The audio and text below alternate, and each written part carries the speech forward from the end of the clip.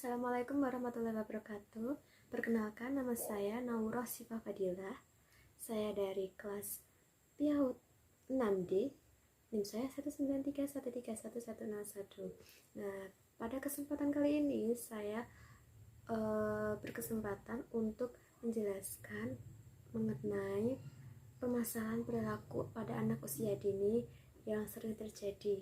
Yang pertama, saya akan membahas mengenai perilaku anak yang pemalu. Nah, pasti nih anak usia dini itu tidak lepas dari rasa malu. Perilaku pemalu itu sendiri yaitu reaksi emosional yang tidak menyenangkan yang timbul pada seseorang akibat adanya penilaian negatif terhadap dirinya. Nah, pada kasus yang saya sedang angkat ini, anak ini sering menyendiri di belakang. Kemudian kalau ada teman-temannya belajar itu dia cuma diem, ikut aja. Kalau ditanya ya dijawab seadanya. Dia tidak akan mengeluarkan kata-kata yang dia tidak ingin keluarkan. Jadi jika teman-temannya tanya itu mereka anak yang pemalu ini akan menjawab sesuai yang ia tahu. Begitu juga dengan guru, kalau gurunya bertanya, maka anak pemalu ini akan menjawab seadanya juga. Seperti itu kasusnya ya teman-teman. Nah, bagaimana sih cara mengatasi anak yang pemalu ini? Nah, yang pertama caranya melibatkan dalam kegiatan yang menyenangkan, dan kegiatan ini bisa dilakukan dengan berkelompok. Jadi guru bisa membuat kegiatan yang menarik dan itu berkelompok agar anak pemalu ini bisa berinteraksi dengan teman lainnya. Yang kedua, mengajari anak mulai berteman. Cara berteman yang baik bagaimana? Nah, dalam cara ini harus bertahap agar anak bisa mengikuti. Kemudian dorong anak untuk membiasakan tampil percaya diri di hadapan orang lain, seperti mengajak anak tersebut melakukan kegiatan di depan kelas. Jadi anaknya dipanggil untuk melakukan di depan kelas, coba melakukan kegiatan tersebut dengan diberikan contoh terlebih dahulu oleh gurunya. Nah, jika anak tersebut tidak mau, ya sudah, tidak usah dipaksa. Guru juga tidak memaksa ya teman-teman.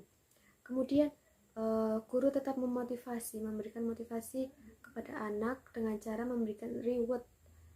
Nah, rewardnya berikan kata-kata yang, wah anak ini hebat, kamu hebat deh, kamu pintar. Beri tepuk tangan yuk teman-teman. Nah, nanti akan diberikan tepuk tangan semuanya sama teman-teman yang lain. Kemudian guru juga bisa mengacungkan jempolnya untuk memberikan, kamu hebat hari ini, seperti itu. Nah, pada permasalahan yang kedua ini yaitu kecemasan anak jika ditinggal orang tua dan menyebabkan tantrum. Nah, menurut Maslow, anak yang menjadi tantrum itu dikarenakan kebutuhan dasar akan kasih sayang, rasa aman, dan itu tidak terpenuhi. Akibatnya perilaku anak menjadi menyimpang, perilakunya acuh tak acuh, perilakunya menjengkelkan, kemarahannya yang hebat, bahkan bisa berkata kasar.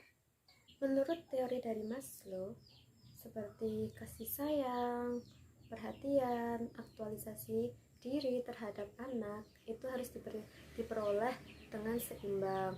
Nah, jadi artinya orang tua itu tidak hanya memberikan uang yang melimpah, makanan yang lezat, makanan yang mewah, barang-barang yang mahal, namun perhatian, kemudian kasih sayang, rasa aman itu harus diperoleh oleh anak agar anak tidak memiliki perilaku yang menyimpang.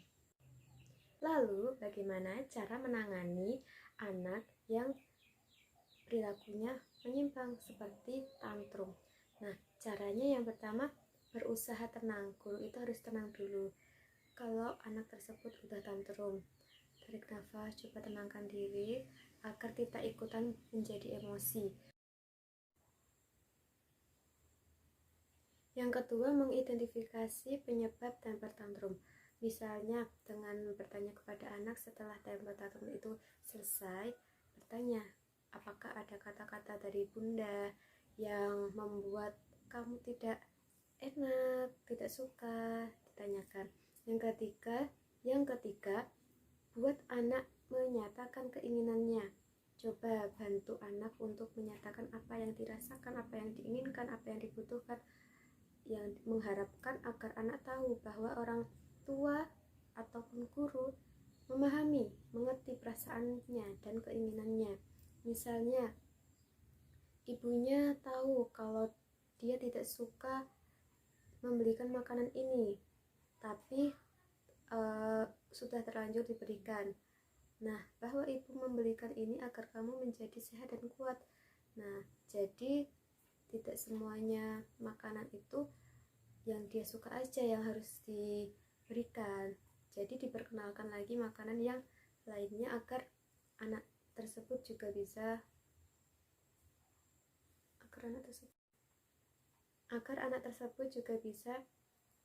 memiliki tubuh yang kuat dan ternutrisi di tubuhnya. Kemudian beri alternatif, tawarkan beberapa alternatif seperti ibu tidak menginginkan kamu beli es krim. Bila kamu beli es krim, roti atau susu bagaimana?